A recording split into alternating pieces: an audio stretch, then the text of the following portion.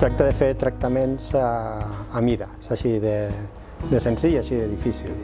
Es tracta de veure les característiques de cada tumor, que es comporta de forma diferent, i veure les característiques de cada pacient i intentar fer el millor tractament que tingui més eficàcia i menys efectes secundaris.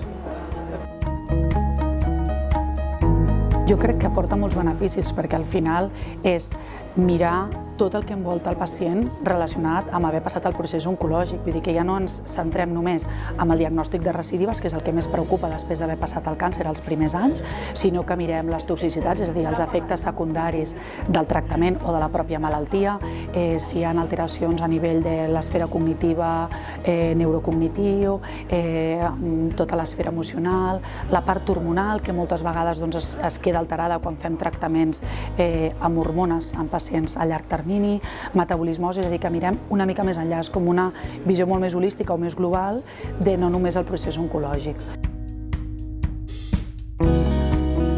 Després del tractament, què? Què passa? Ja no m'haig de cuidar, ja no estic fent tractament?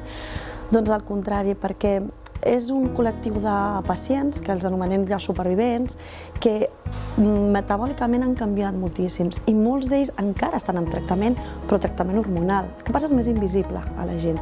Es pensen que com que han superat el càncer, doncs ja estan bé, ja no s'han de cuidar.